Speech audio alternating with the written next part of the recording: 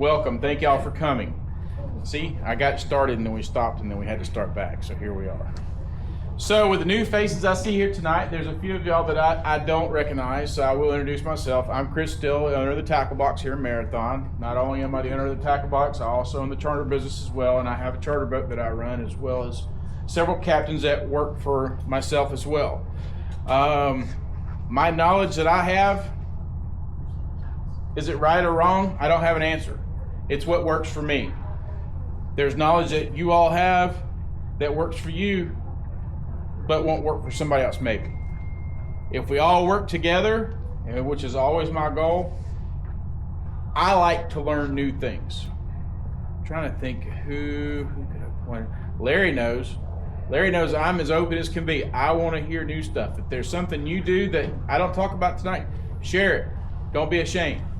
So that's what this is about. I know there's a couple of you that have attended my Wahoo seminars in the past. Tonight I'm hitting a little bit of different on this topic because what I've been seeing is people have been asking more about the rigging styles.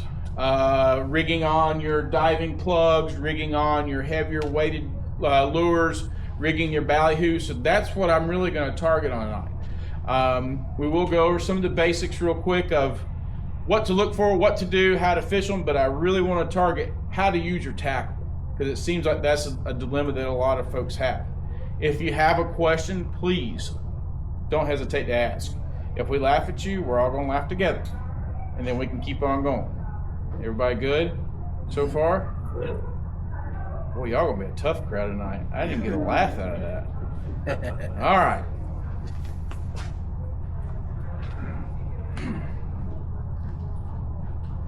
My first question is going to be, who in this room has not ever caught a Wahoo? Show of hands.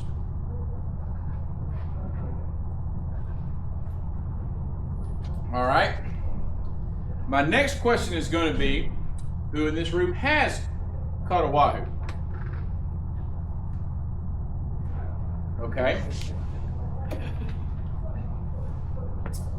Now, those of you that have caught a Wahoo, Doc, you gonna want dinner? Yeah. Go tell her one more, and I just grab his money and take it back to her. Who in here that has caught a Wahoo has also known they have lost that Wahoo? Now, that's the thing. I'm gonna raise my hand too. I've done it myself. If there's any of you in here that have never lost a Wahoo, you just didn't know about it. Honestly. You didn't know. Wahoo are super fun to catch. Of course, they're delicious to eat.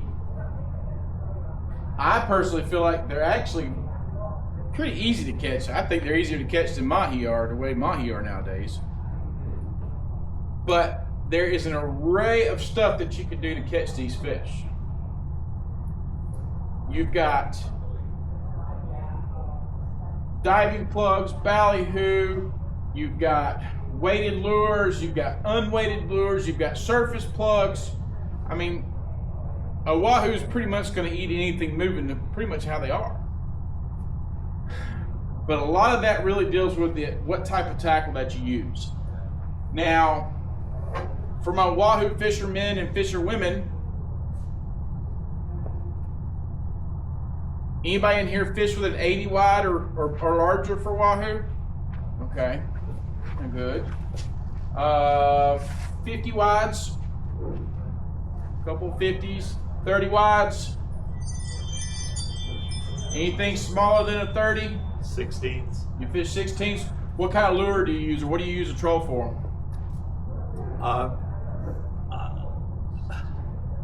We got one of those heavy, purple, the heavy one, red one, and the bonito ones. I forget who makes those. Like pumpkin seeds. Do the drags hold up to hold those as you're trolling them? The reels seem to work properly? Yes. Okay, good. Anything smaller than a 16? I just started too. I was like, where's he at? I was like, I knew you were coming. I know, I was trying my best. We had to make sure the doctor got here, everybody. He got late at work. Yeah. It's okay.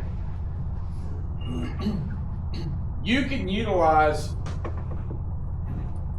any type of rod and reel to catch these fish with. The only reason that you would need larger reels, heavier line, is depending on the weight and how heavy it is of what you're pulling. If you're dragging a 40 or 60 ounce weight in the water, a 16 is not going to hold that. The drag will never hold it. Or if you're pulling a 32 ounce lead with a skirt in front of it, that's another 16 ounces. A 50 would hold that, but you've got to put a lot of drag on it. The biggest misconception that people have is that they think these larger reels are used to catch these fish. They're really not. Wahoo, actually, my favorite way to catch them is on a spinning rod. Super fun. Sight casting them just like you do dolphin is phenomenal. But at the same token, it is rock your world fast. Because we all know when a wahoo strikes when you're trolling, what do? They take off. And guess what? When you get a wahoo, either live bait or a ballyhoo off a floater, hang on, because it's going to rock your world. But you need this tackle to utilize what you're pulling. Yeah, nomad fishermen in the room? Nomads? A couple? You smiled. Well, not the nomad, but what'd you sell? Well, and that's I've got some nomads up here too. Which I will tell you that a TLD 25 just barely holds. Correct. You know, this infamous piece of technology here. I had this one on a 50. This is a nomad, one of their 40s, and y'all can see it's broke at the head. The fish broke it when he hit it. I pulled those on 16s. You pulled these on 16s? No, Oh, yeah. These right here, it looks like when you drop them in the water, even at 10 knots, it looks like you're pulling a truck off the bottom of the ocean. Depending on what type of rod you got, that sucker's got so much bend in it. That's why we'll talk about rods here in a little bit. You'd be surprised how much drag that these things got. But the nomads are one of the popular ones. The Rapalas, same thing. Your stretch mans. If you're slow trolling, 5-6 knots, yeah, a smaller reel is going to be able to hold that lure without pulling all the drag off the reel. But if you bump up to 8 or 10 knots, or if you turn and go with the current, all of a sudden you got line stripping out because your reel can't hold it because of the drag. That's why you need these larger reels. This is not me telling you you need to go out and buy new fishing reels. This is just me telling you that if you've got a smaller reel, instead of fishing a lure this size, go to a little smaller one. Everybody see what I'm saying? I'm not telling you you can't use what you got. Just go to something a little smaller. There are other alternatives, even like with the cowbells. You see the big old monster, they also make these little guys too. Okay? Everybody with me so far? I've had a lot of sweet tea tonight, so I'm probably talking fast. Well, the speed of the trolling too. Well, speed of I mean, trolling. if you got smaller stuff, you can slow down. If you got bigger stuff, you can speed up, right? Exactly. I personally, when I wahoo fish, this is one of my reels here. I brought it tonight just so y'all can see it. I fish the Penn International 50s. Typically when I'm fishing, I fish heavier weighted lures of some type, either something to the effect of this here on a 16, 24, 32, 48 ounce lead, or the lip lures. And my all infamous favorite, we'll see what reaction is going to be. My all infamous favorite lure of all time fishing for wahoo is a bally. This is coming from a guy that makes fishing lures I make fishing lures for a living. Most of y'all know that. Ballyhoo has always been my favorite. I always run one bally. So did they hold up to the speed of the troll? Question was, do they hold up to the speed of trolling? You've got to change your tactic. So if you're pulling a ballyhoo We all know if you pull a ballyhoo fast, it's gonna wash out and it ain't gonna be worth the flip. You've got to slow troll. You've got to go slow. So you say you do one ballyhoo, so how do you adjust the rest of your spread then? Doc's on it tonight.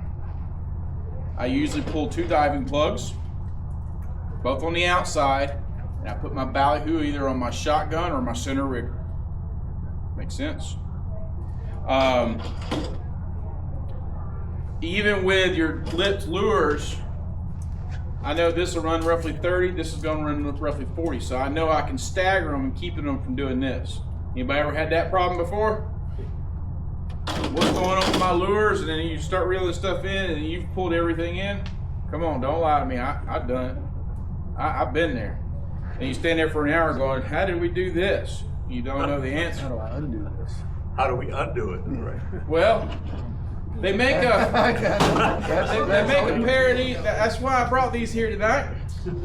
These things work wonders because it's just the reality of it. I mean, sometimes getting them undone, it's almost humanly impossible.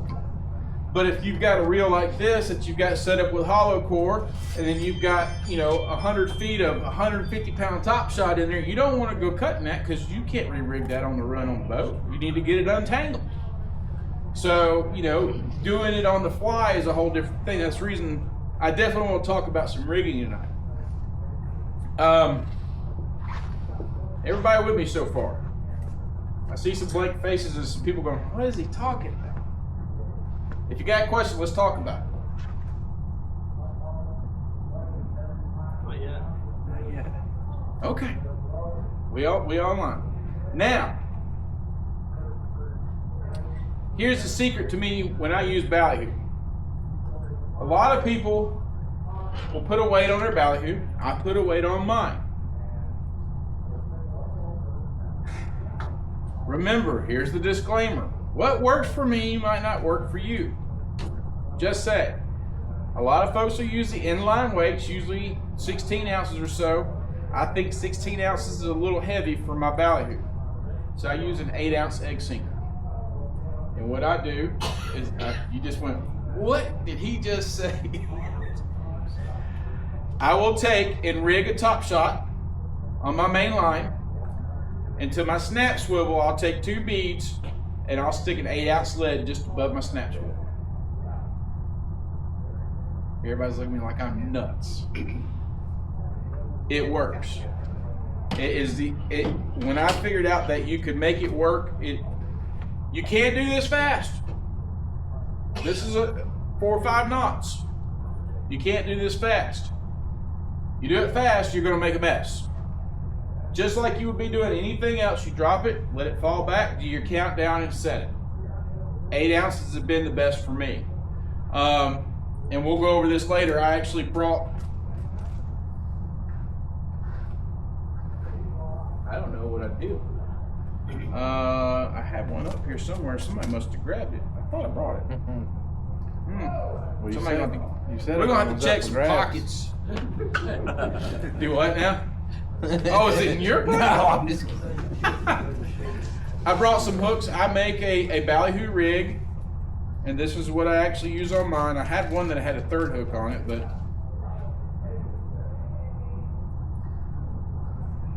nobody's probably seen anything like that. My older fellows very well might. This is an old style. I found a company to make the hook for me.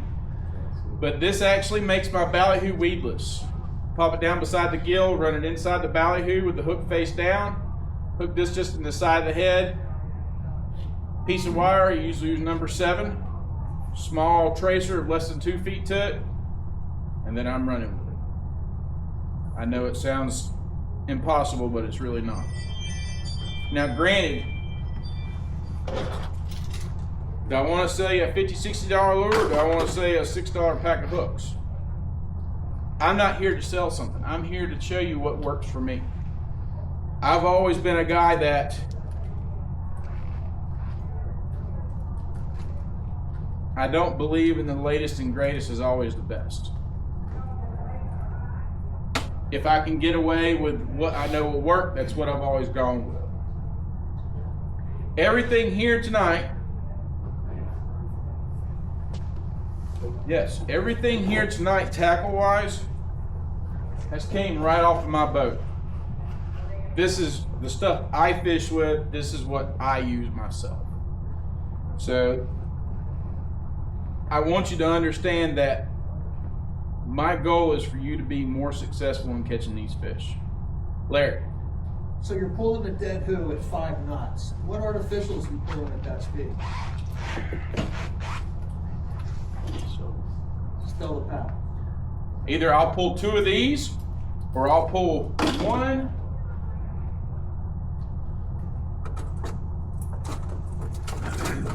Or I'll go to a smaller one, or a surface lure, a skirted lure, something a little heavy. There's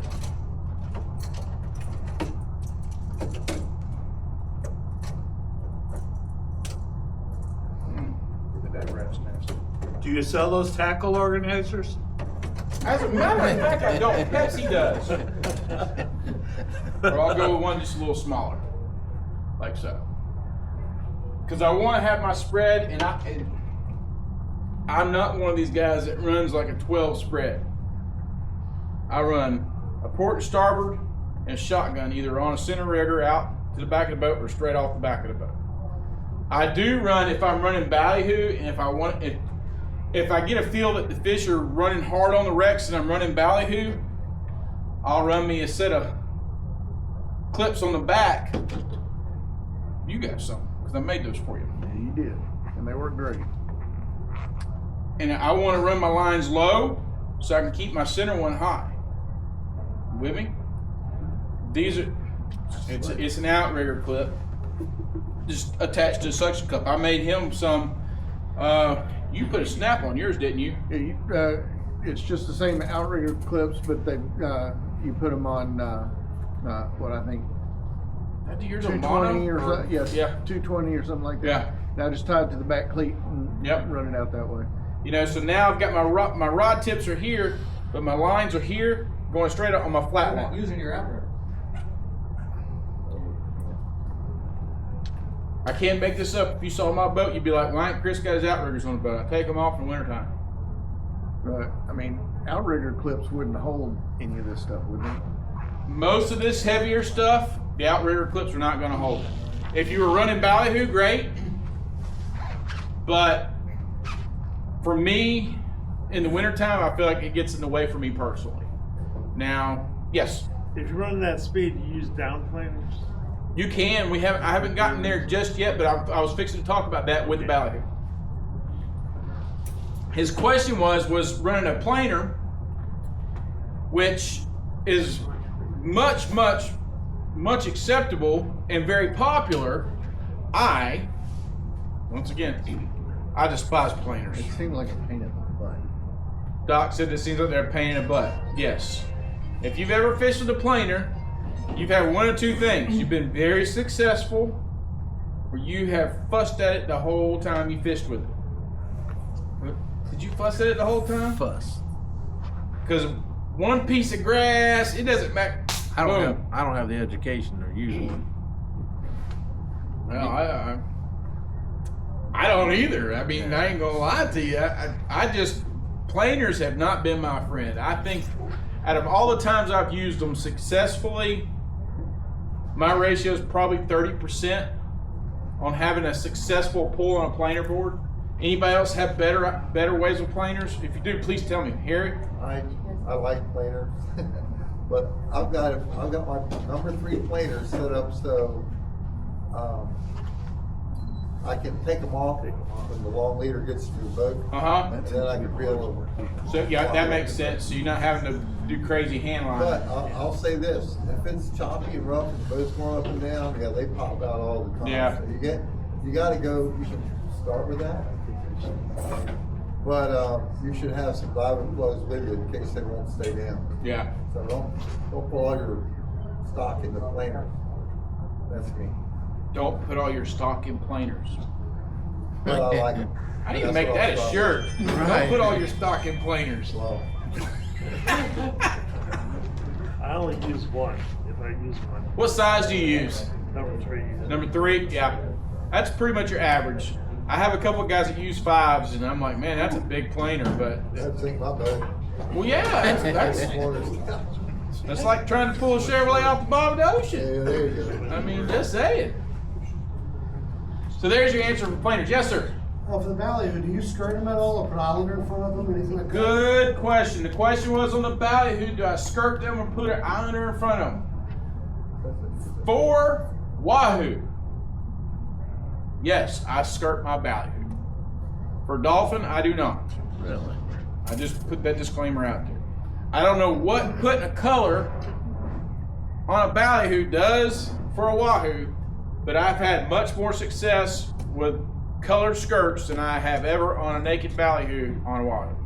Anybody else that has or hasn't? Let's see. I showed Bill earlier, I'll put 2 or 3 skirts on to make that lure as big as possible. I use the pre-rigged wire double hook, ballyhoo, bigger the better. And so I use the wire, pre-rigged. I get them from you. You've got the skirts, I'll double it. I'll put like a purple skirt, then a red skirt on top of it, make it big. Yeah, y'all see like what he's saying. What I do with mine, I cut them a little bit to where they'll fit over each other. Yeah. I do the same thing. Huh. They like big lures. They'll cut the tail off of anything. So, They will cut the tail off anything. So yes, the more color, yes, I agree. Running a slower speed for Wahoo, how do you eliminate all the byproducts at that point then? So I've always ran Typically- faster speed to eliminate the bite. What was the question? The question was, at trolling at that slow speed, how do you eliminate the byproducts? In the wintertime, typically your only byproducts that I have seen are kingfish, maybe a sailfish. Anybody else disagree with me on that? I'll say, we call it 30-pound African pompano troll for Wahoo. That's a byproduct. But I take that. it's a good byproduct. Yeah, right. So I mean, yeah. Typically in the wintertime when we're fishing for them, that's really your only major byproduct. Is kingfish and Last year, yeah, I kept running the G's and then blackfish. So we had to go figure out how to get rid of the blackfin and stick to the Wahoo. I made lots of new friends. I got banned from blackfin last year. Blackfins. I wouldn't really consider blackfin a byproduct, but you know, that's your main target's going to be. Were you chasing birds? No, Okay, we're going from wreck to wreck. going from wreck to wreck. Yeah, let's hit that topic for just a second. The best recommendation is your range is going to be roughly between 120 to 150 foot of water out to 300 foot of water. I personally feel like there's no need to go any further out than that. Anybody else fish further out than 300? Anyone? Okay. We're all on the same page. If you've got excellent electronics, run them. You'll be surprised the stuff you can find out there. Now, granted, a lot of these wrecks that are out there, they're not public numbers. A lot of stuff I have found myself, I found by watching the bottom. There are public numbers. You've got the Thunderbolt, you got like the Bridge Rubble, there's what, Airplane Wreck, there's a couple of them. Start working with those public numbers and work your way away from them and see what's around those. Those fish are going to hold close to those wrecks because they're looking to eat what's on those wrecks. Typically, you've got bonita, blackfin, amberjack. Wintertime, you might see some flying fish, but that's what those fish are doing is they're migrating to those areas. The misconception also I see people have is everybody thinks that a wahoo's out there swimming around in the ocean at 100 miles an hour. Wahoo are actually probably more docile than any fish in that ocean. They're just sitting there, floating, like I said, longer than my arm, just minding their own business. They're not 100-mile-an-hour fish. The only time they the only time they go fast is when they want to eat. So if Has anybody in here ever spearfished for Wahoo? You don't count. My one teenager raises his hand. I have. Okay. Wahoo typically, they swim in packs, I guess is the best way to put it. Almost like a pack of dogs. They always run together. And several times that I have personally seen them, they don't shake their tail, they don't move their heads, they're just floating with the current. They are not doing anything but just being fish in the ocean. And it's amazing to see that trigger kick off in them to say, I want that. So going slow does have its advantages versus going fast. Any questions on wrecks or distance or depths? I know that was real short, but I got a lot of stuff I want to get to. So 150 to 300. Yeah, 150 to 300. And another easy thing I'll put on that as well is I pattern my troll. We'll use the Thunderbolt. Everybody know where the Thunderbolt's at here in Marathon? Anybody not? If we don't, let's talk about that real quick. Thunderbolt's a great start. Work your way out to Thunderbolt, drop your rigs in. Don't troll over the Thunderbolt, troll around the Thunderbolt. And then work your way out due south. Go straight south, out to 300 foot of water. Turn your boat to the right, come back to the west, and then turn back and come back in. About a quarter mile away from where the Thunderbolt was, and then turn, and then go back out. And start working a zigzag pattern, in and out. Typically, if you hold your mouth right, you can go from the lighthouse to the Thunderbolt in less than 3 hours. That's been usually my field that I've typically ran for trolling for. And that time frame is going to be early morning and late evening. And if you're fishing the full moon, the earlier the better. If you don't like going out in the dark, you're late. I just call it how I see it. Questions? How's dinner? Good. Very good. It smells good. Milt, I can't believe you didn't get dinner. I'm trying to lose weight. Have some lunch, Yes. so if anybody's still hungry. Yeah, if you're eating dinner, dinner's being served, so have a seat at the table. All right, Rex. Yeah. Speed. Let's talk speed. Yes, Larry. Question, Chris. So here's the setup. You're trolling at 10 knots. You got a 50 wide and you got a wire leader, and it's either you and one other person or you're solo, and you hook up a Wahoo. Walk me through your boat management speed-wise to get that fish on that. Did everybody hear his question? Yes. Boat management speed. Rule number 1. Don't stop the boat, don't slow the boat down. So Don't you're hit him in the guessing head. 10 knots. I thought she was fixing to slap the fire out of him. Rule number 1. Don't stop the boat, don't slow the boat down. Keep going. I always do that. I can't make this up. 100%. That reel is screaming, and the first thing you want to do is stop the boat. Don't do that. Because I will tell you, I'm guilty as well. Been there, done that. Don't do that. Question I have before I go any further. How many rods you got in the water? 3 spread. 3 spread. Which rod went off? Starboard. Starboard went off. Okay. 3 spread, starboard went off. All right. Artificial deep at 40 feet. Okay. First thing I want to do, I want to clear that port line. Get that port line in. Lead the boat running, start cranking. But at 10 knots, and if you have a deep dive lure, that's almost impossible to reel that lure in. You can do it with a 50 wide. Okay. Because the first thing that fish is going to do when it gets close to the boat, it's going to start running through that spread. 100%. That's exactly what that fish is going to do. It is going to run through that spread the closer it gets to the boat. You've got to get that tackle. That's why it's suitable to have these larger reels to do that with. And you've got to work the drag and you've got to crank it. Now, I have to confess, I'm here for confession.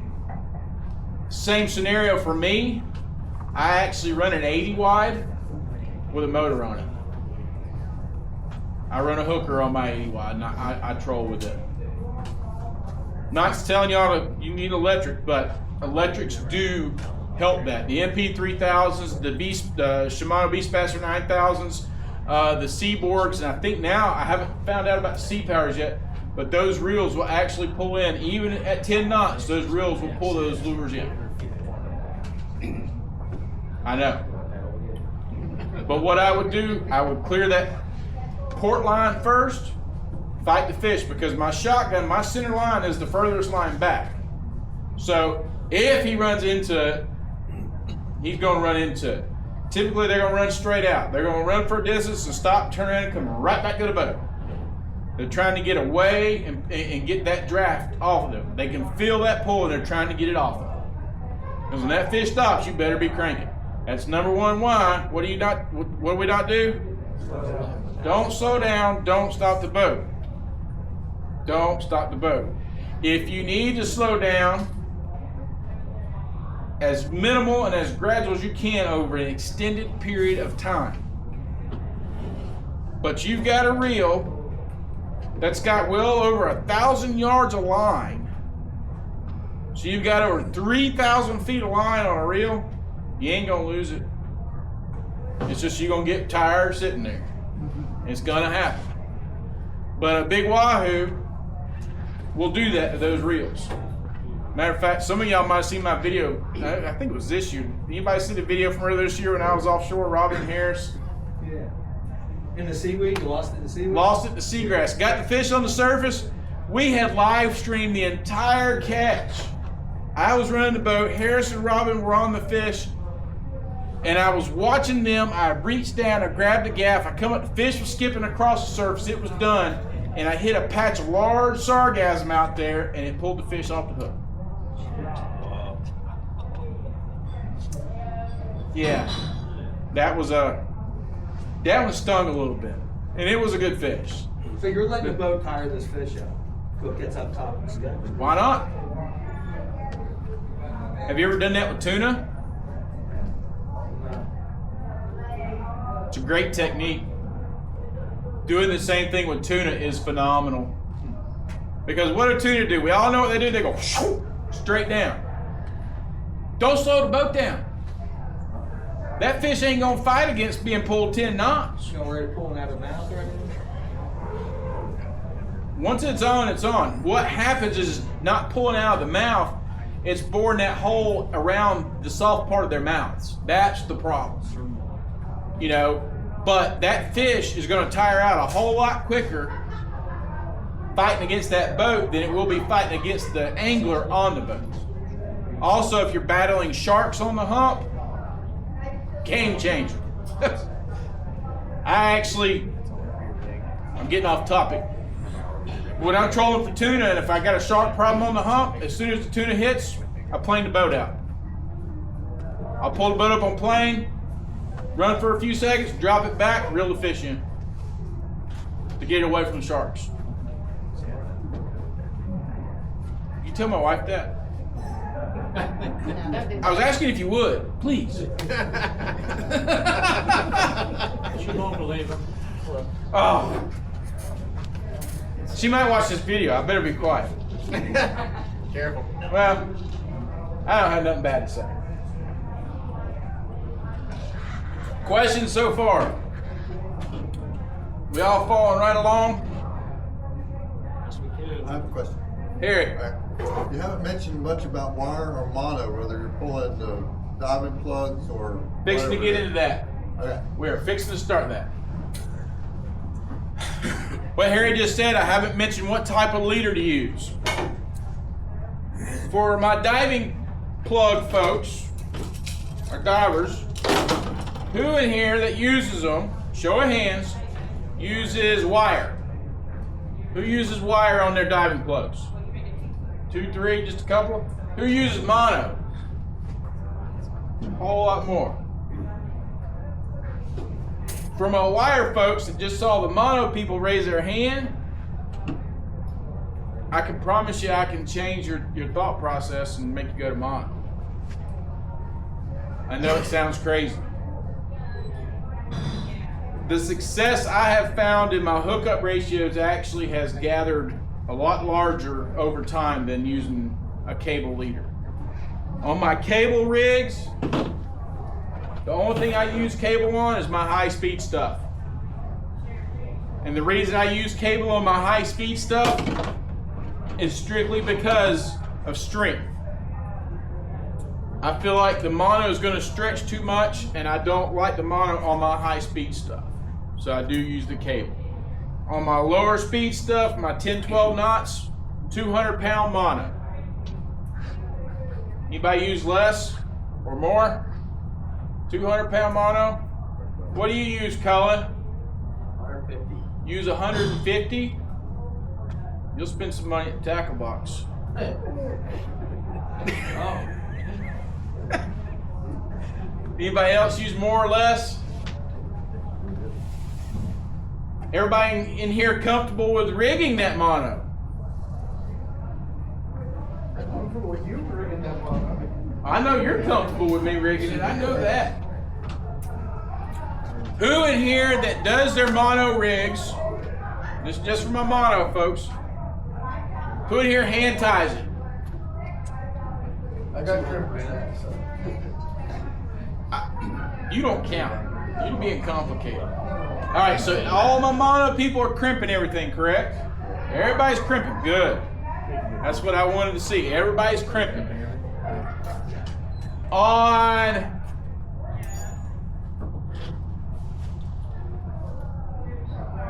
typically what I run myself is usually 6 to 10 feet of my 200-pound.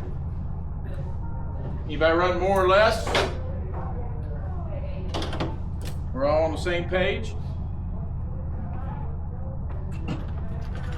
I did bring tonight also, I brought some 200.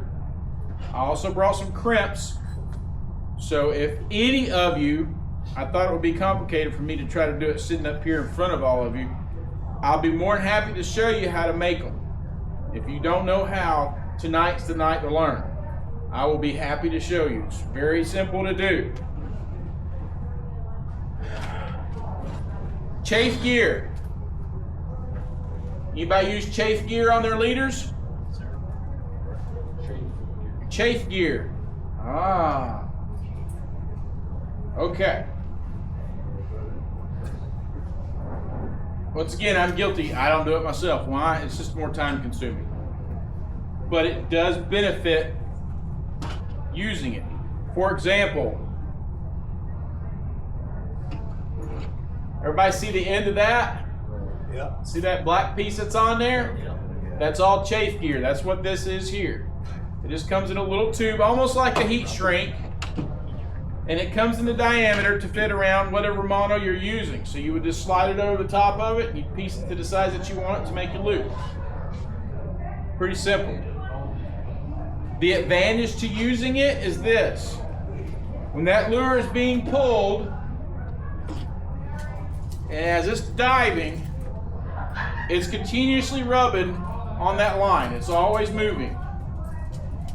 So after time, which all you have probably seen, where you start seeing that mono wear, and you got to cut it and change it. The chafe gear prevents that. The reason I don't use chafe gear is because I prefer to change up my leaders. I'm much more comfortable putting a new line on than using chafe gear. I was like, that makes much more sense. A lot of folks like the chafe gear because they don't want to have to rig a lot, which makes total sense. You can do either way. I rig mine very simple. 2 crimps and a leader. Pretty simple. Anybody do it any differently? It's magic. I know Milt makes his all like this. Milt, I know exactly how he does it. Did you say 2 crimps in a leader? Crimp on each end. I make one end with a loop. Yeah. One end. Typically, your crimps are going to be big enough to where you get at least 2 bites out of it. The larger aluminum ones, you get 2 good bites on it. You don't need much more than that. Some people will use 2, but 1 is all I find suffice. My wire people with me? You don't believe me, do you, Larry? I do not, because I had too many Wahoo come up to the gunnel, 200-pound mono, and sees the gaff turn sideways, rips down the teeth, off it goes, and gives me the fishy finger. You know why? I lost too many. You know why? I'll tell you why. You stopped the boat. You told me not to stop the boat. But you stopped the boat, that's why that happened. No, I was solo and I was trying to Yeah. gaff, and all of the same, I was doing 6-7 mile an hour. Yeah, it's tough. It is. So you don't even stop the gap. No. By the time I got a fish coming to the boat, that fish is so tired it's dragging across the surface.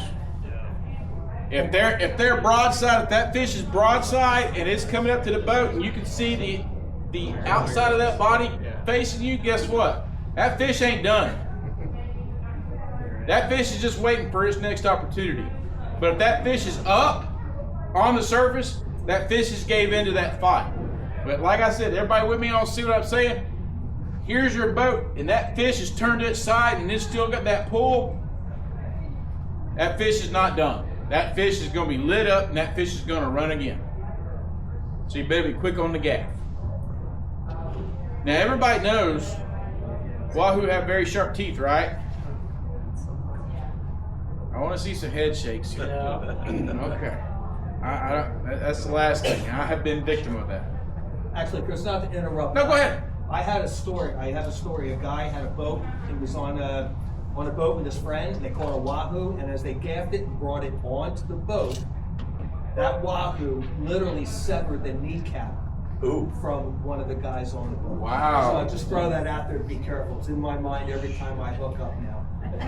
That's comes out of that fish. That's pretty legit because something very similar happened to me. Matter of fact, it was my first Wahoo. And I did the same thing. I had gaffed the fish. I brought the fish in the boat and put it on the deck. Didn't pay attention, got it in the box, and then started seeing blood. I didn't even know it got me. Laid the whole top of my big toe open, all the way to the bone. It was really fun. I said, "What's that white stuff?" And I touched it and I said, "That duct tape ain't gonna fix this." But you know, Do that on the day I'm off. So what got you below the knee? what's that? What got you below the knee? What got me below the knee? Well, this here, that's a boat trailer. Oh, okay. That's actually the frame that scarred my leg. It's been 4 years now, believe it or not. I fell off a boat trailer, and at that time they thought I broke it, and it wasn't broken. Said deal with it. So 4 years later, I still have a small hematoma and a scar to live to tell the story. It's cooler than a tattoo. But yes, do remember, Wahoo have very, very, very sharp teeth. Don't for 1 minute think, when you look at those teeth in that fish, they look just as simple and nothing crazy, but they are sharp as razor blades. And these fish don't come in the boat like Jaws. They have no intentions of biting, but their teeth are razor sharp. Did I mention they're delicious? They are delicious. All right. All questions answered? Now, I got sidetracked now. I gotta pull back in. Focus.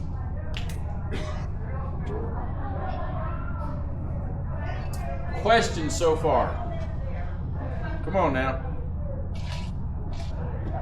I can't just sit here and talk all night. Y'all gotta have. Cullen has a question. Yes, Cullen. What kind of rod do you run? Cullen asked, "What kind of rod do I run?" Well, I haven't gotten to that point yet. I was trying to get you to get there. Thanks, son. Thanks. Question? You use those lipless Nomad? The lipless nomads. I didn't see that. I've got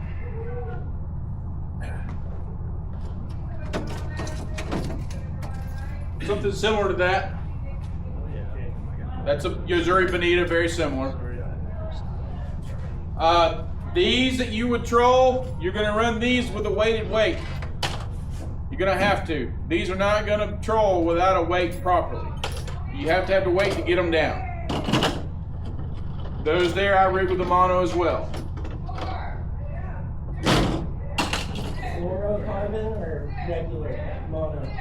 Well, fluorocarbon or regular, as a salesman, I'd be like, oh, you need 200-pound fluorocarbon, sir. But if you walk up here and you look on my table, on the other hand, I have this regular old 200-pound mono. But oh yes, you need 200-pound fluorocarbon. But fluoro doesn't have any stretch, right? So it's snappy. It does have stretch, but not a lot. And we're going to go into shock leaders here in a second. As Cohen asked, what type of rod do I use? Well, I don't use nothing elaborate. I don't have any kind of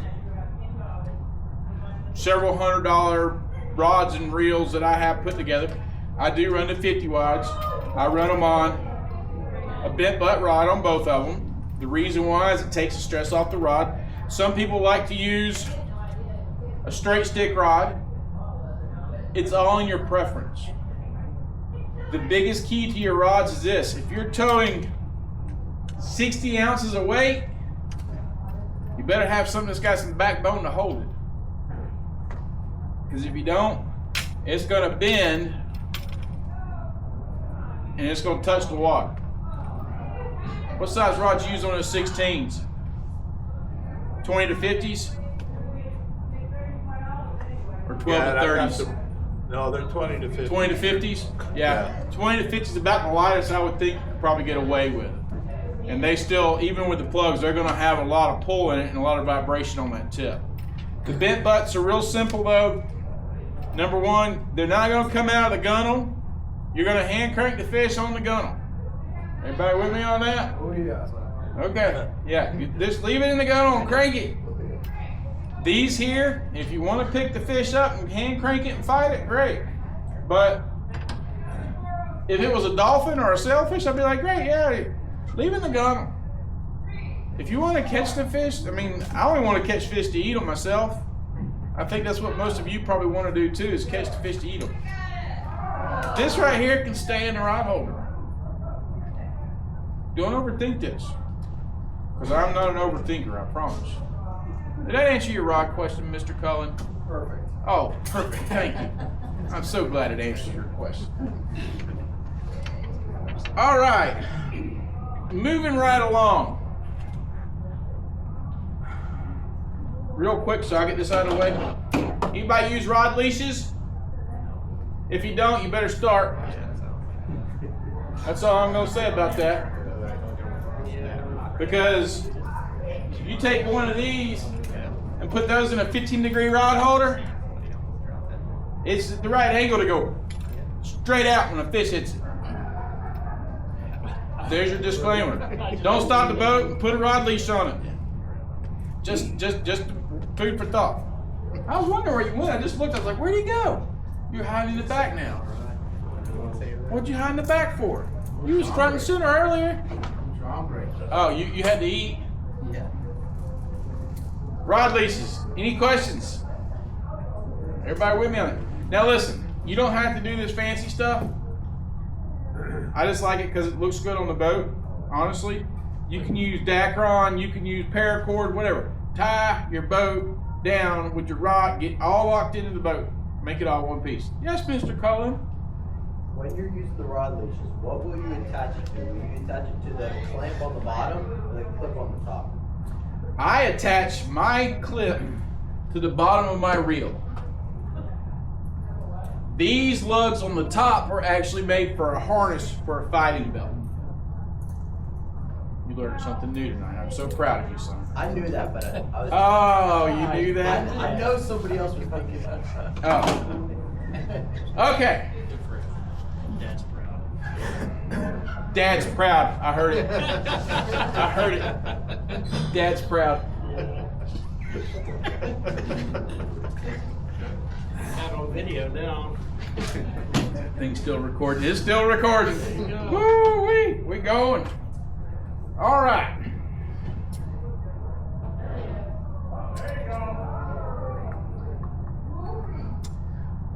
My guys that use the Rapalos and the Nomads a lot. Do anybody use high-speed shock cords? Anybody? Larry? Use a shock leader. Shock leader?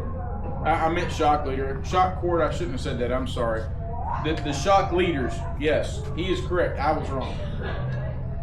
I said that. I was wrong. This is kind of fun, actually.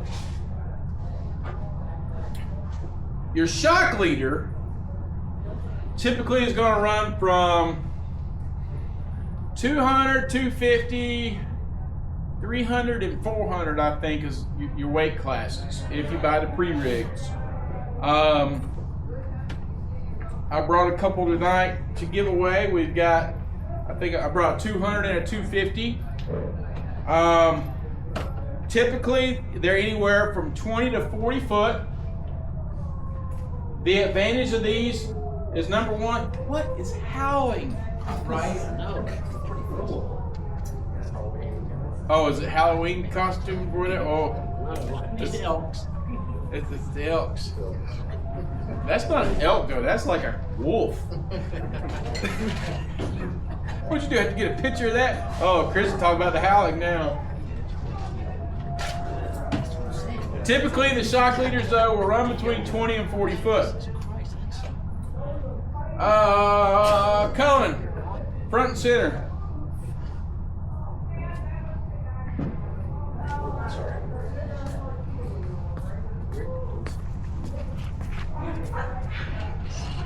We're going to get elaborate. All right. I want you to hold that. For training purposes only. Cullen is our fishing rod. You make a great fishing rod. Look, you're even taller. You're Doing good. You're even taller than the fishing rod. Perfect. All right, so from the end of your fishing rod, you're going to have a snap swivel. And here's your lead. Everybody with me? We're going to talk about some high-speed stuff for a minute. Before you get to that, though, you're going to have whatever you have for a top shot of mono. Some people tie straight to the braid. I recommend putting mono on. I use 100 foot of 150 on my reel that you're going to have here to your snap. From your snap, you have your lead. That is annoying. Is it a person? I have ADD apparently, and it is like really distracting. It's a squirrel. Squirrel? It's a squirrel. Squirrel. Squirrel howling. That's fine. If that's a squirrel howling, somebody needs to get a 12 gauge.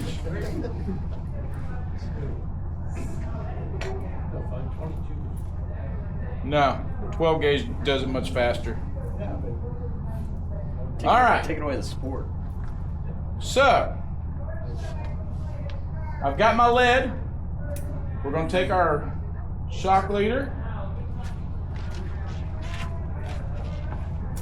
So I'm going. Everybody remember what Cullen is? What's Cullen? Rod. Cullen's our rod.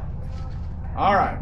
So here, on the end of our shock leader, I've got another snap swivel. Can anybody tell me what's going here? Come on now. The lure. Your leader. The lure is going there. Go ahead and go down a little more. So, lure directly or your Yes, Your rig lure. your rigged lure. So now, where did I put it on there?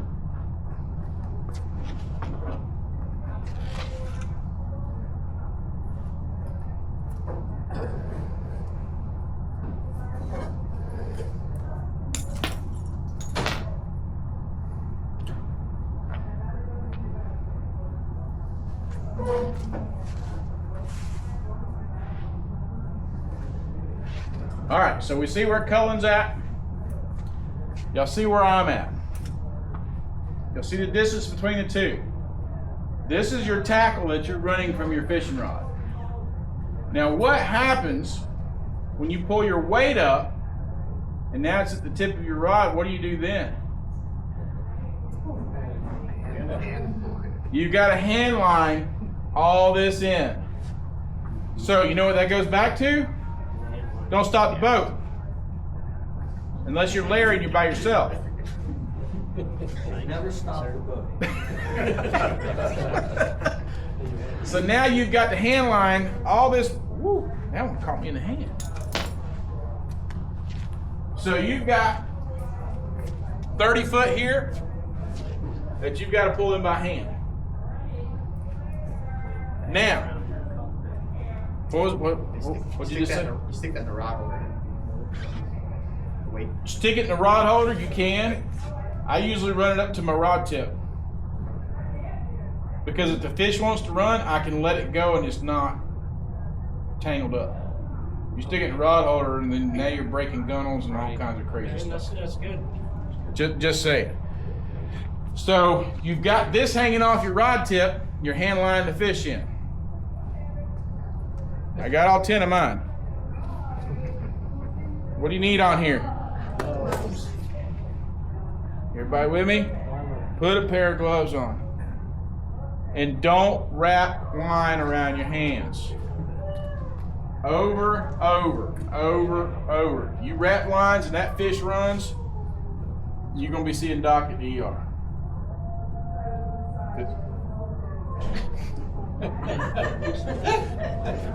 I'm glad I can entertain y'all by the howling. Put gloves on your hands. I've had several that have made that last run where I'll see that fish is on the side. I'm like, I gotta let this fish go. He's gonna take off. You know, like I said, if that fish is on the surface, that fish just gave up. But if that fish has still got that broadside pull, they ain't done. Now you might be able to stick them with a gaff and you're good, but you might not, Larry. So you're putting the rod in the rod hole, right? Mm-hmm. Okay, you loosen drag up a little bit in case it does exactly what you said. Yes. Okay. Not a lot, because you don't want to have a in your reel. Right, like 2, 3 somewhere. That was a great demonstration, wasn't it? Because we all know what that causes. Question? Yeah, what's the main purpose of the shock leader?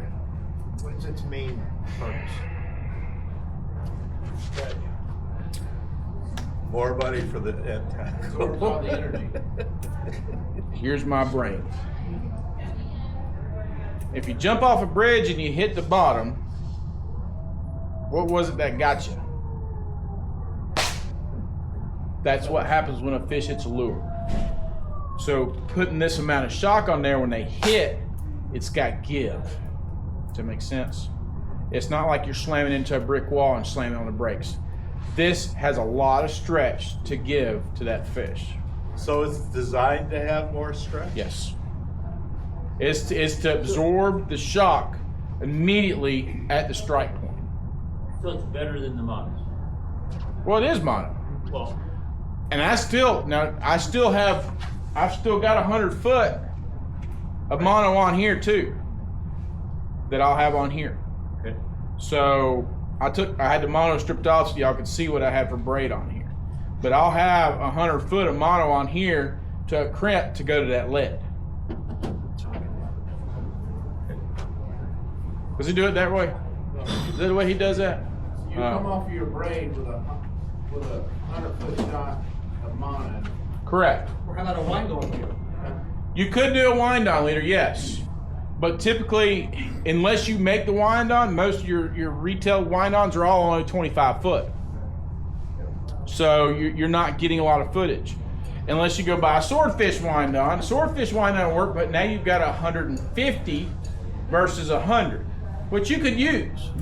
But the thing with a wind on like that is you're going to want to take it on and off because it's going to gain a lot of memory in it. I use hollow core braid because I like intertwining and joining my two lines naturally in through the hollow core is what I troll with. Question. What size snapshot do you use? 150. This is a 130-pound braid that I top with a 150-pound mono. And once again, it goes back to your question. It's got the absorption to keep that impact on the line, so it's got the strength for it. And the hollow core, if you don't know what hollow core is, I'll give you the brief synopsis. The old school Chinese finger locks we used to have as kids growing up. I know I'm a little younger, but you stick your finger in and your finger's locked. Same concept. That's what hollow core is. You put your line in, and I usually run 3 foot into my line, and it locks itself down naturally between the two. And then I'll tie a wax line just to keep everything snug. Anybody in here use hollow core? A couple of folks, yeah. So if you use it right, it's very, and the big benefit to that is you're able to hand crank it in, and you're not having to hand line another 100 feet. You can reel it onto the reel. But you overlay the wax line on top of the. I take where my braid and my mono meet, where I've got the two. I'll take a wax line. I'll tie half inches up just to keep everything snug together. Usually about that far apart. What happens if you don't have the hollow core? How do you join it? Usually a bimini to an Albright, or you can tie a simple double uni knot. A lot of people will use that as well. Or you can do the FG. There's other ones. Bimini to Albright or an Alberto is my best recommended one, especially for that heavy a mono. You want to come sit down? No, I'm not. I was gonna say you come sit down. Trying to grab a couple of tidbits of Go ahead. So, if you're running the shot leader, why mono after the braid? Why not just run braid to your swivel and then the shot leader to your lure? It's just like what he said. It's not enough. You need that absorption. I don't know what I'm talking about. You're right. It's not enough. And that's not enough. That's And a lot of things, and I read a lot more than I do. I know a lot of people watch YouTube and stuff. I read stuff, what people do and how they use stuff. The average top shot is usually right around 100 feet. I have seen folks that go up to 300 feet. That's 100 yards of line. So I'm like, that's an awful lot of top shot. But, that's okay. The biggest reason why they go more top shot is because now they're spending less money on their braid. And that's the concept of that, because they're trying to save money, put more. It's not that much. That is just what I have consumed and what I have read on that.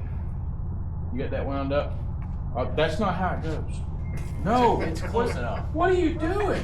It's not even me. It's in a circle. Sell it to more. Using top shot in place of the wind on? You can do either or. Not both. No. You could do a wind on if you want to do a wind on, or like I used a hollow core for the mono, for the top shot.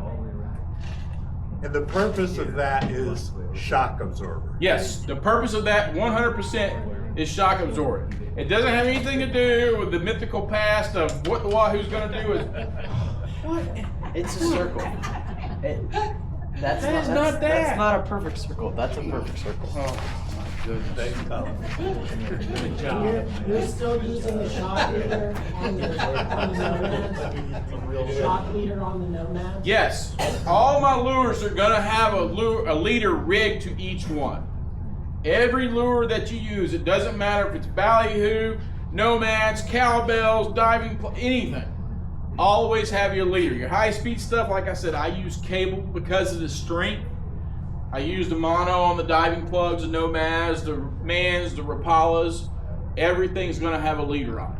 But the shock leader, Yes, I use a shock leader and all that. Just like when Cullen was standing over, instead of having the lead, I would have had the shock leader, just the shock leader stretched out, snapped to that lead, or not to the lead, to that lure. So with a 16 or 24 ounce Wahoo whacker or the other heavy, deeper lures, are you still adding weight to it? A cigar weight or a cowbell? Me personally, yes, I'm adding weight to it. Still, on top of 16 to 24? Yes. I do add weight to them. Because when you start talking about trolling speeds, 12, 14, 16 knots, when you take a 16 or 20 ounce or 24 ounce lure, that when you're when you're trolling at a slower speed, here's your boat as you're trolling. Well, when you start picking up speed, it now has lift because it's not going to drop as far. That makes sense? So when you have a lead attached to it, it's still going to maintain its depth and pull even with everything. It is a lot of drag. And that's, I come by honest. I ain't gonna, people look at me like I'm crazy when I'm dropping my 80 wide on the boat. I'm like, I'll be back in a couple hours. And I do. I'll put her out there, switch, do what I gotta do. I've just become that guy. I said, if I got the tool, I'm gonna use it. But yes, that is a lot of drag. See, I knew I was gonna do that. Thanks, Cullen. Circle. That's oh, I got one right here. It's all packaged up, still a nice even circle. Oh. See? Yeah. Yeah. Is there a lure better than another? I've heard that question thousands of times. I honestly can't say I feel like one's better than another, in all honesty. I've had much success in fishing a ballyhoo more than anything else ever. I don't know why, other than the fact of I like to eat meat. You catch fish with what you use. If you use ballyhoo and you don't use the cowbell, you're not going to catch fish on the cowbell if it's not in the water. Well, I use it. But you're right. I always put a ballyhoo out though. Always. I always have a ballyhoo drag. And I prefer to go slower. And the reason why I prefer to go slower, it's much more conservative for fuel on my boat than going faster.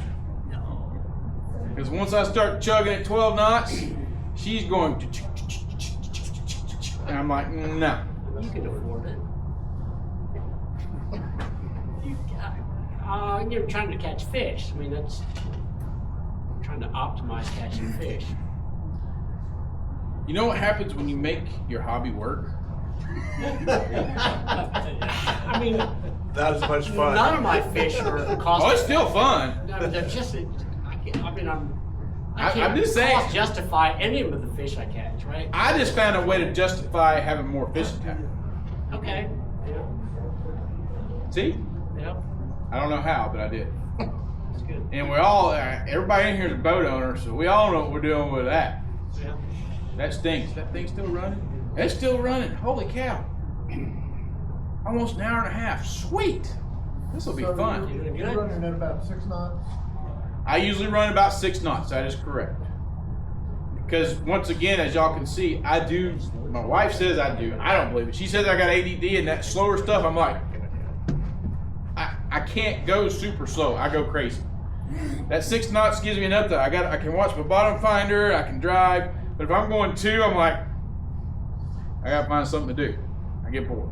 That's what we do for Wahoo. That's what we do for Wahoo, yeah. Question?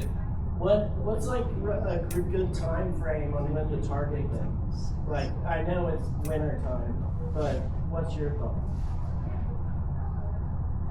Question was, what is a good time to target Wahoo? Tomorrow. We are a little early. Typical December through March for us here. And it's always going to fall, rule of thumb, 4 or 5 days prior to your full moon and 4 or 5 days after your full moon. Now, that being said, we're coming up on a full moon. If we get this blow we're supposed to be getting here at the end of the week, it's very possible we might have some Wahoo fishing going on. Just saying, which I'll take it. Now, if it stays hot and we stay up in the 80s and 90s, yeah, it'll be December or January before they start moving. But we got to cool off. Once we start to cool, there will be that opportunity. That December moon, though, is always that biggest key. That December moon is usually the best. That's the one I've enjoyed fishing more, is December. Yes? Do Wahoo keep traveling, or do they stay around a wreck or a local, certain areas? Or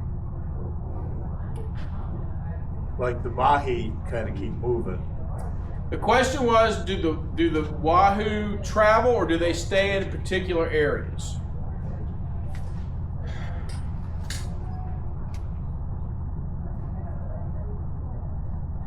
This is only opinion. This is not fact. This is only Chris's opinion. I feel in the summertime, those fish move more into the Caribbean. And once we start to cool off here, they move back into our waters here in Florida in general. So when they're here, though, are they? They stay. They usually stay in one particular area. In a It's couple mile area or It's just like I said, they're like a pack of dogs. They don't venture out very far. They don't go from Key West to Fort Lauderdale. Usually you get a pack kind of like when tarpon come through. They stay at one bridge or another. They don't go very far. So if they're finding stuff to eat or whatever, they just keep hanging around. Exactly. Now, last year's seminar, I did, and we actually hit it fairly hard on the Wahoo seminar, where I got to talk about live bait and using bonita. If you've got the means of rigging bonitas and keeping bonitas live, it is phenomenal. If you don't have the tackle and the time, I don't blame you, because I don't either. I don't run tuna tubes. I don't have that technology. It's great to have, but I can catch fish on this just as well with no problem. Yeah, Larry? What's your view on dead bait, bonita, or blue runner? Is it worth it? Is that like getting to choose between a T-bone and a hot dog? Throw the question to you, bud. I would say between the two, if I had to choose. Not between blue runner or bonita, just dead bait trolling. If I had to troll one, it would be a bonita. It would be, once again, it's kind of like what he said. Bulking that bait up can be a huge success, because I do the same thing. I stick a couple of skirts on top of a ballyhoo. So I'm bulking that bait up and giving it more of a visual. And when you can get these little bonitas, those little bitty footballs are like that. They're candy, but preferably I have trolled dead ones, and we've caught one or two in the time I've been doing it. But I've seen a lot more success on the live ones for sure. Was there another question? I thought I saw a hand. Yes, sir. How do you target the big ones? In the mouth. Is there just in the mouth? Is there any technique to get the big ones? The question was how do I target the big ones?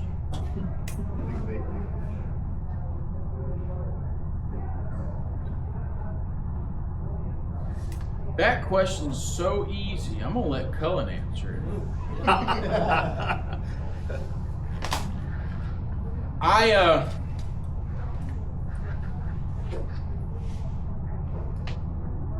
If you're targeting the bigger fish, 50, 60, 70 pounders, your better success rate is probably going to fall fishing live bait. 100%. Slow trolling, bump trolling bonitas, or blackfin tuna, for sure, without a doubt. Which is phenomenal success and can be superb. I've had 6 fish on at one time. No lie. 6 wahoo on at one time with live bonita. Insane. It's the craziest. I will never forget that trip. So it's definitely doable. Now, can you catch those bigger fish on this stuff? Of course. But those fish got big for a reason. They're smart. So it's a lot more work for them for sure. But a 20 pounder, they eat good, just as good as a 50 pounder does, just in my book. I will say that. Questions? Where you going? Don't leave us.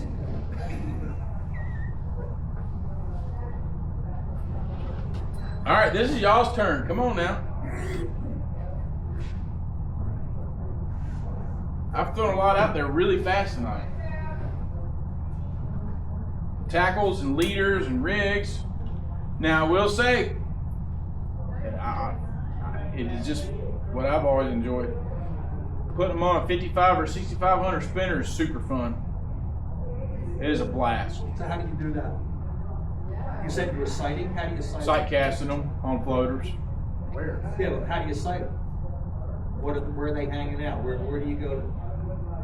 Typically, you'll, just like dolphin fishing in the wintertime, you'll find either a patch or a floater out there. Those fish are on the floaters. But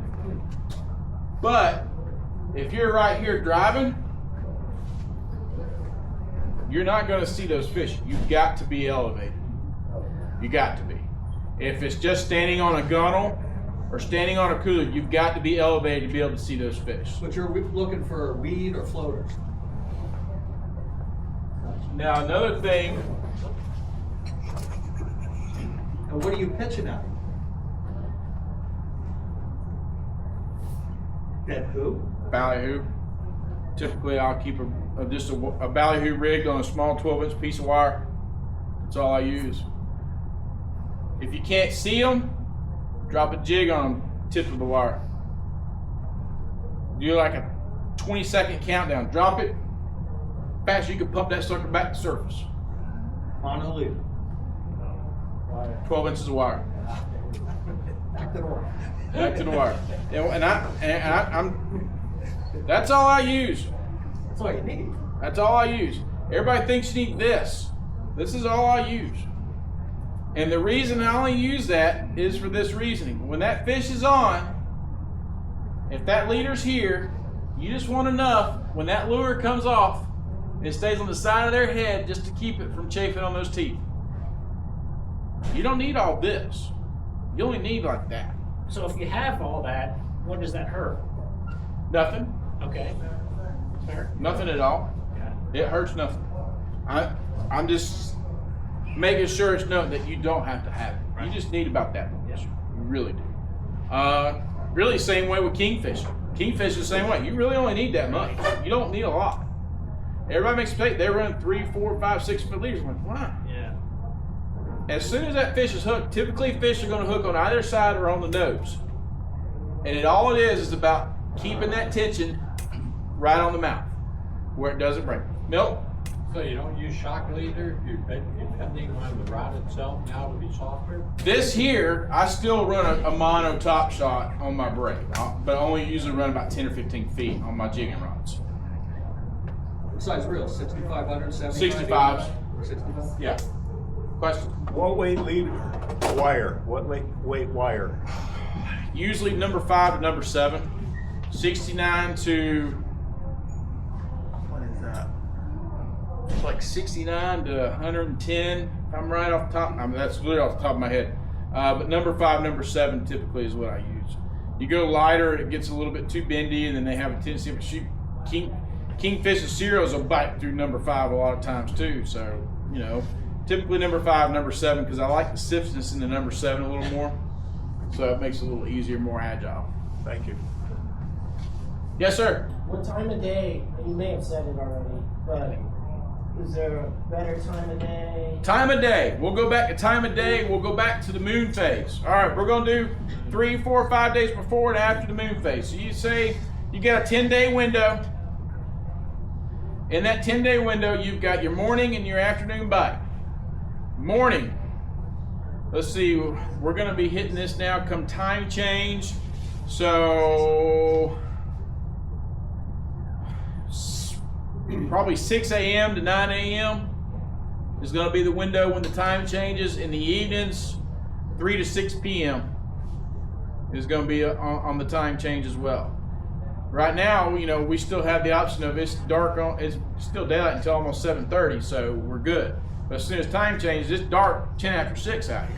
So that 3 to 6 range is going to be where it's at. And that early morning, typically, if I run a morning run, I leave the dock right around 5:30. I take my time getting out because you got to dodge every stone crab and lobster trap out there to get there. And then once you get out there, the sun's finally starting to peak up and you can get to work. I just saw you shake your head. You didn't like that at all. Stone crab, lobsters. It's an obstacle course. Any other questions? Before we cut loose though, if any of you got questions, I've got time to sit here. I will sit here with you. I'll show you stuff. I brought a little of everything just to get you a feel for it. I wanted to bring, and this is no joke, I wanted to bring and show y'all, this is what I use. Literally, the little bit of tackle I got here, this is all I carry. I know I have a tackle shop full of stuff. I could have brought it all in here and said, here it is. Tonight, Chris brought what Chris uses. This is it. What you see is what you get. And some of them look not the greatest, but it is what I use, you know. So I want y'all to understand that, you know, I don't have to have the shiniest stuff and the good look. I like my stuff to look used because that means it's getting something done. Just my opinion. Chris, one more? One more. Your life depends on it tomorrow. You have to get your Wahoo. You've presented a lot of information, an overwhelming amount for me. I've only been here, living here a year. If your life depends on it, what's your spread going to be, given that the conditions are going to be, I'm going to guess average. I didn't look at it yet, but you know, obviously there's going to be some wind, etc. Water temperature may not be exactly where you want. What's going to be your spread exactly? So I can just, I'm a simpleton. I just need, tell me what you're going to do tomorrow. Forget about the conditions. Just, you got to go. I got to look at conditions. Your life depends on it. You got to catch a Wahoo. What are you going to do? You got to eat. You got to eat. What are you going to do? What are you looking at? Windy? I'm looking at the wind direction. No, you got to catch a Wahoo to survive. What are you going to do? You got to catch a Wahoo to survive? Tomorrow. I know a place that sells spear guns. So you would just forget the boating and just, or boat out, have somebody. Cullen will go get it for you. He's done it enough. Okay. I would. Man, that's like getting put on the spot. Get paid big bucks. Since when? Come on. Okay.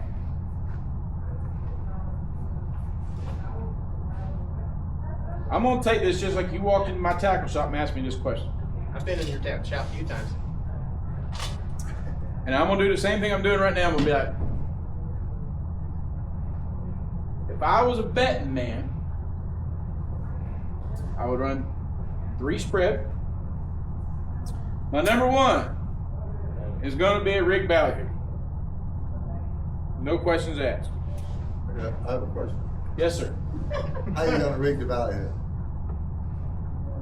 You showed the rig already. How am I gonna rig it, or how am I gonna fish it? Well, rig ballyhoo. Yes. Number 1, rig ballyhoo. How's it rigged? Either a double hook or single hook rig, preferably a double hook rig. Kind of like the ones I use because the hooks are longer, and if those fish tail nip the ballyhoo, then they're going to tail nip on that hook as well. So a double hook wire rig ballyhoo is what preferably I would use. Talk about ballyhoo, excuse me, because I'm working with a good buzz. Live versus dead. We bally's, you know. You got live ballyhoo? Great. I want to fish with you. Okay. I'm in. I mean, what's how are you going to make it different? You're typically going to fish even if you catch live. Usually in the first couple hours they're spinning circles in the live well anyways, and they're already half dead. So you're going to be trolling them.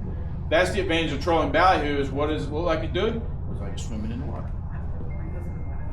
See where I'm at? So now, even though it's dead, it's still making the notion swimming in the water. So typically, most of the time, it's going to be a dead bait when you're trolling ballyhoo.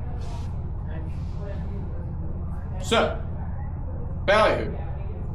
And I'm gonna run it on my farthest rod. So either my center rigger or shotgun. Way out off the back of the boat. You wanna forget about it. Okay. You really do. Now that I'm pulling a ballyhoo, Just on the top, no weight. I'm gonna drop a lead on it. Important piece. The egg weight. I'm gonna take an 8 ounce. I'm gonna take 2 beads, Yeah, 8 gotcha. ounces, and I'm gonna put it out there, and just do it nice and slow. Let it out. Countdown. That's where the advantage is here. When you start dropping it, 1, 2, 3, 4, 5. You got to know that countdown. That countdown is going to give you the distance of what your trolling advantages is going to be. So countdown. Usually 60 is a good number. Okay. So you count down to 60. Oh wow. Okay. All right. I'm telling you, it's out there. 60s. Wow. So you count down to 60. Lock her up. Next one. Go to a diving plug. Okay. 20, 30, 40 foot diving. I would say go with a 40, 30 or 40, whatever you got. One of the two. Put it in and do 40 on your countdown. Okay. So now you've got them staggered. See where I'm at. Then,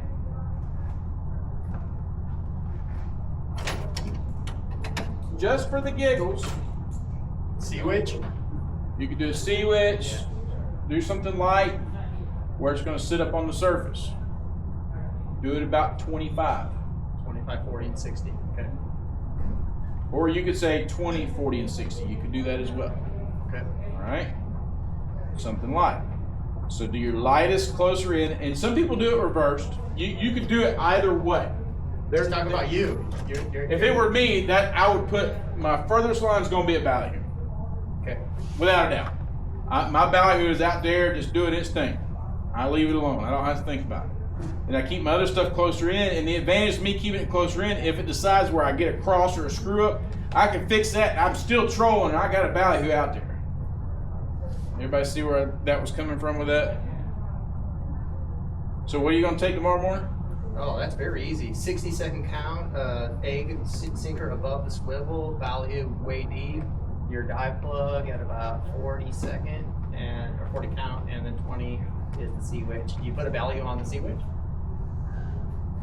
You could. Doesn't matter. Doesn't matter. Okay. You could.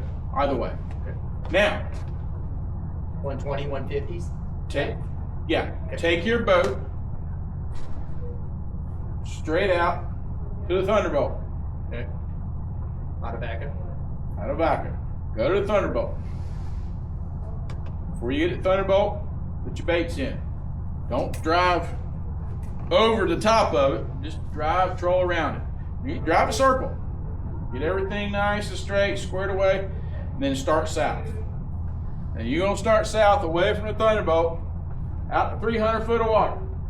And here's 300 foot out here. You get to 300, turn that boat around. Now you can go east or west.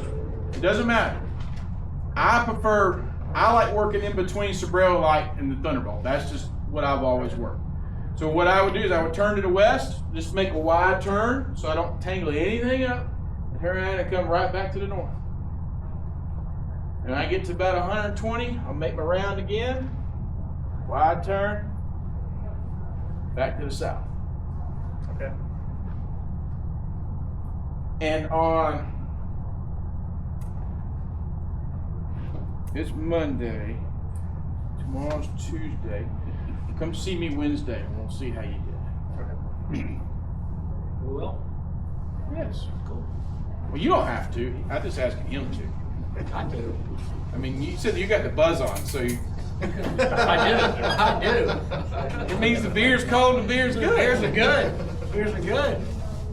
It's gonna look like ice. So, When they just tell keep all that in mind. I know there's a lot been thrown out. I could take all this and do this in a full day and really sit down and get really in depth with a lot of this stuff. Trying to pile all this into 2 hours is so hard, but it's a lot.